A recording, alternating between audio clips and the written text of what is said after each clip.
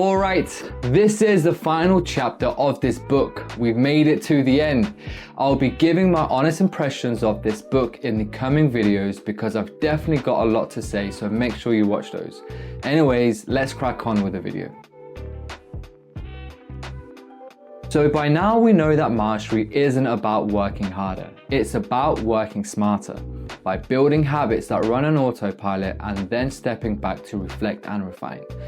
But what happens when your habits start holding you back? Hello everyone, welcome back to Let's Grow, your go-to place for leveling up your mind and life.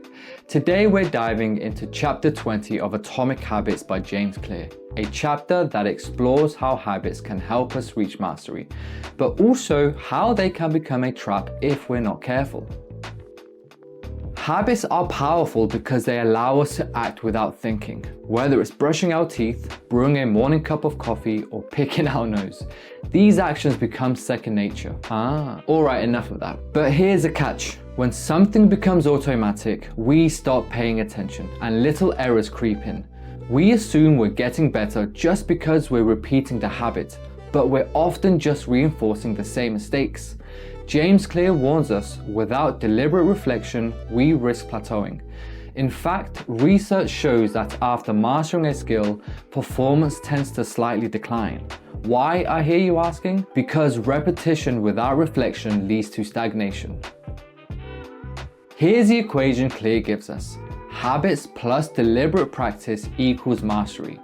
To become world-class in anything, sports, surgery, nose picking, you must first build automaticity, but that's just the foundation. Think about a basketball player. First, they master the dribble. Then they focus on layups, then footwork, then defensive reads. Each habit unlocks the next challenge. Mastery isn't about doing one thing perfectly, it's about continuously building new layers of skill. And that means constantly asking, what's next? What can I improve? It can be pretty difficult to catch a break in the world of self-development. So how do we avoid falling into autopilot? The answer is reflection and review. Clear shares his personal process. Annual review each December. What went well this year? What didn't go so well? What did I learn? Integrity report each summer. What are my core values? Am I living in line with them? How can I raise my standards? These simple but powerful questions help him zoom out and see the bigger picture, not just the daily grind. However, Clear does remind us that while daily habits are powerful because of how they compound, worrying too much about every daily choice is like looking at yourself in the mirror from an inch away, meaning you can see every dirty spot on and around your forehead. There's just too much feedback. Conversely, never reviewing your habits is like never looking in the mirror.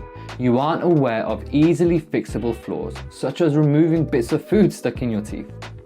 Periodic reflection and review is like viewing yourself in the mirror from a conversational distance. You can see the important changes you should make without losing sight of the bigger picture. You want to view the entire mountain range, not obsess over each peak and valley. So make sure to check in with yourself. Here's another gem from this chapter. Our habits shape our identity, right? But over time, our identity can limit our growth. Sorry, but I have to do it here. Let's say, for example, you see yourself as the best salesperson. That belief pushes you to succeed. But what happens when you face a new challenge that requires you to learn again? The point here is that sometimes our strongest identities can make us rigid, meaning we resist feedback and cling to pride. Clear suggests we keep our identities flexible. For example, instead of saying I'm a CEO, say I'm the type of person who builds and leads. That way, even if the role changes, your identity adapts. He sums it up with a quote from the Tao Te Ching. And apologies if I screwed that up, I'm pretty sure I did.